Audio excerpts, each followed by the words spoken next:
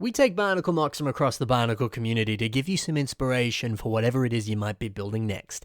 This is the Bionicle Inspiration Series, and we got a nice Halloween treat for you today with this bonus episode of the Bionicle Inspiration Series.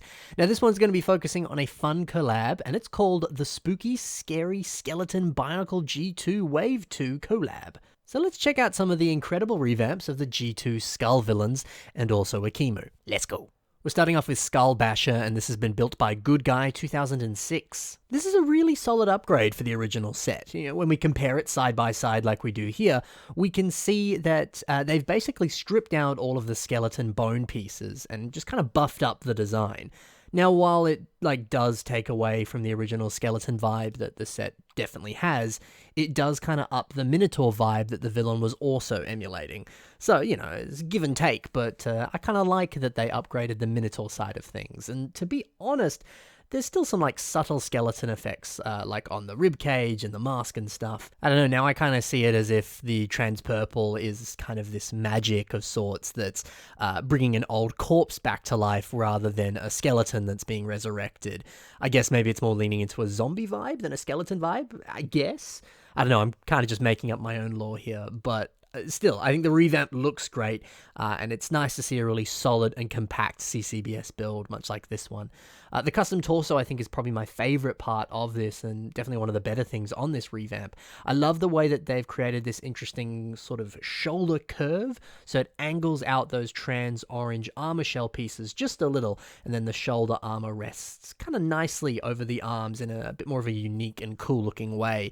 That's just great. A good custom torso can always do quite a lot for a MOC, so if you don't want to use your prefab pieces or a prefab torso piece, definitely pursue some sort of more piece-heavy customized torso like that. The word custom is always weird. I've always used the word custom to describe instead of using a prefab piece, I'll build my own torso. But you could say custom to mean, pieces you've cut or modified or stuff like that. So, I don't know, when I say custom in that context, I mean just getting a bunch of random pieces and building yourself a torso rather than using prefab pieces. Anyway, this MOC's really cool. Axel Ford has built Skull Scorpio here. I really do like this one. The original Skull Scorpio, it was a fun set, but it had that more minimal design, which I think some people just kind of dismissed it because of that. I know I certainly did.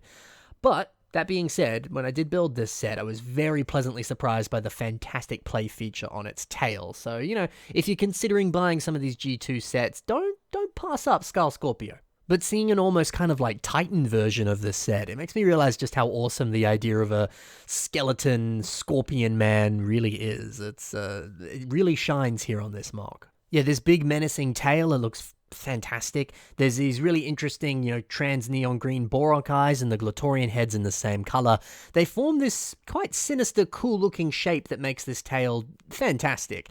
I love how it ends on these barbed blade pieces, and then it has that little hint of trans orange with that little spiky bit in the middle. I think that was a really great way to make a bit of a callback to the original colors and look of the original tail. But, take it in a new direction that's a bit more fresh and exciting and a little bit more in line with the look of a scorpion tail. It's also kind of not, but, it's a different way of approaching it that's just so cool. I do enjoy these front claw weapon things.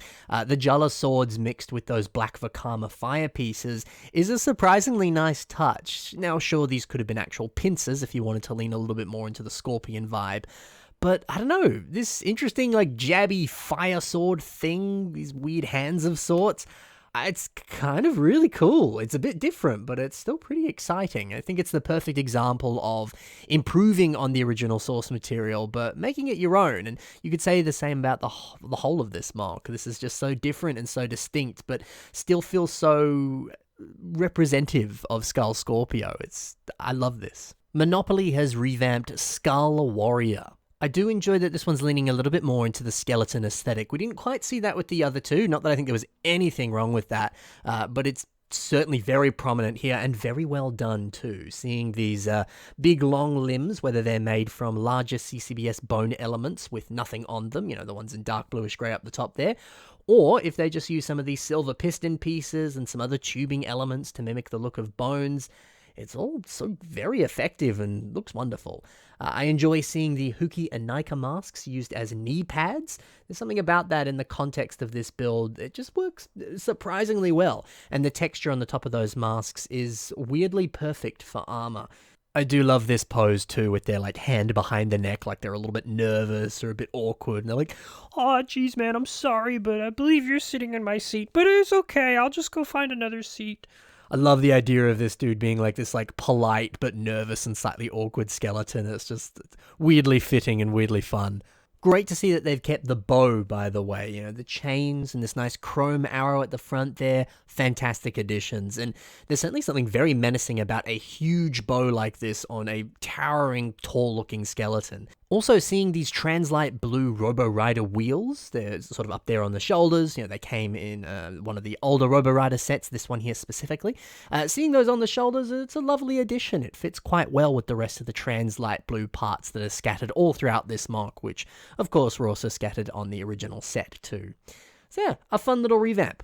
One quick thing before we move over to the next MOC, don't forget to subscribe to Mitch Phillips' brand new YouTube channel, Mitch Builds. He just recently uploaded a new video the other day, and it's fantastic. And of course, you would have seen Mitch on multiple episodes of the Bionicle Inspiration series. He's a very, very talented LEGO builder, so be sure to check out his YouTube. So far, he's uploaded lots of cool stuff. I'll have a link in the description below to his channel, so check that out. Anyway, next MOC. M Squid has revamped Skull Slicer, and this one's one of the biggest changes from the original set, but honestly, I kinda love that.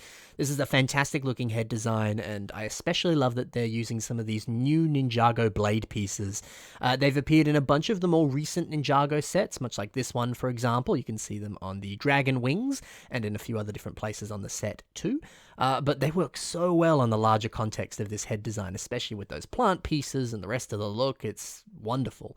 I love this mouth design too, using a few different pieces to achieve a wonderful looking skeleton face. We'll focus on the jaw more specifically. It appears to be using a white Borok Krana piece for that lower area of the jaw. And then we've got one of these epaulets pieces that look much like this, as we can see being modeled by the very fashionable Baron von Baron. Using that there to mimic skeleton teeth is a genius move. Very, very cool. The ribcage on this is also very well done, using white bananas to form the ribcage. That's wonderful. And then these guts sticking out, those are cool, a little bit creepy, but hey, it's Halloween. I especially love this teal heart as well, a very fun detail. Now, this black bulky arm is cool. I love these macaroni pieces used for the fingers. It's I don't know the larger context for this. I'm actually recording this way before these MOCs were posted because, thank you to all the builders who, sent me all this stuff. They were kind enough to give it to me early so I could post this in time with when they post it. So I don't know if there's more behind why there is this larger black arm and it's sort of seeping into the torso and everything, but it is a very cool looking aesthetic, that's for sure. Overall, this is just a really well-designed MOC with a very distinct aesthetic, and yeah, it's branching off of the original set in crazy different ways. Might be one of my favorites in the collab. Alright, on to the next MOC. This is by Constantine T, and this is Coulter the Skull Grinder. Now, you might have noticed some of these awesome edited pictures, by the way. These were edited by Constantine T, so major props to them. These look wonderful. And oi, so does Coulter. This might be one of my favorite versions of Coulter that I've seen built in LEGO. Really, really solid revamp here. I love that when we compare the MOC to the original set, it makes the set look a little kind of scrawny and almost like a sort of henchman, whereas the MOC itself looks like the final boss of a video game or something, they did a really good job here. The subtle changes to the mask work very well. I love the inclusion of those tiny flames. I think it actually does a surprising amount here, buffs out the mask a little bit more and makes it work within the larger context of these new armor additions here. I also love being able to see the trans-orange ribcage poking out here. One, that's very well designed. Two, you could argue he's got a crop top on and he's heading to the beach or something, which is certainly not the vibe, but, it's funny. But yeah, with the ribcage poking out and a bit more of the skeleton bone being shown on the upper arm, it makes you think that this really is a skeleton that has just been decked out with a bunch of sturdy, strong-looking armor. So I like that choice and I really like that aesthetic. Also, the armor is just very well put together, especially on the knees and the upper legs. All of those armor pieces, they just create such a clean and crisp looking aesthetic. And the wonderful transitions between pieces, it's just so well shaped and so well done. Also, love how they've beefed up these weapons. They are just perfect for this revamp and look so cool. That's it for Coulter. Now we move over to Akimu, the mask maker. Of course, Akimu was in the same set that Coulter was in, so it makes sense that the two would be partnered up here. But yes, this was built by Kordax. Much like we've seen on all the revamps here, it's great to compare Emu. Yes, because I'm Australian, this is Emu, not Akimu. It's great to compare Akimu's original toy to this final model and to see just how much love he's been given here. Making them taller, making them look way cooler, and almost giving them a kind of godlike look that's a bit more fitting of the backstory. That's just wonderful. It's lovely to see characters that have a special place in my heart, giving them the love that they deserve. Anyway, the kind of smooth white robes that they're wearing here, these are really cool. So these use a couple different pieces, one of them being the white pieces that you see on this balloon set, a piece that I've mentioned a few different times on this show. It's such a helpful piece to have. And then that's being combined with these white cockpit pieces that you can see on this Star Wars Freco Speeder. It's just on the back there, it's got that sticker on it, but you don't have to put the sticker on it. But when you use it in this context here and partnered with that piece, this mimics the look of fabric very, very well. I'm very pleasantly surprised at how fantastic that looks. I'm keen to play around with similar pieces like that and see if you can mimic cloth pieces without actually using cloth pieces. That's very cool. The look of Akimu's belt is also great. Nice little additions here, like these, this little hammer and this little pouch of sorts. He's even got a bit of a belt buckle, and then these gold waistcloth things flowing out. There's some wonderful additions there. And also, I never thought that you could make Akimu's mask look even more regal and cool, but finding a way to add more of those larger gold horn pieces on here, well, it works very, very well. So great to see Akimu and Coulter being all of a sudden even cooler than they originally were. And great to see the two of them about to face off in this beautiful combined photo here. Lovely work, Constantine T, on those edits. And lovely work to all of the builders in this collab. You did a bang-up job, absolutely nailing all these different revamps. Excited to see what you guys do next. Thank you so much for watching, guys. I hope you enjoyed taking a look at all of these MOCs today. If you want to check out more from these builders, be sure to check the links in the description below, and you can see more from these talented builders.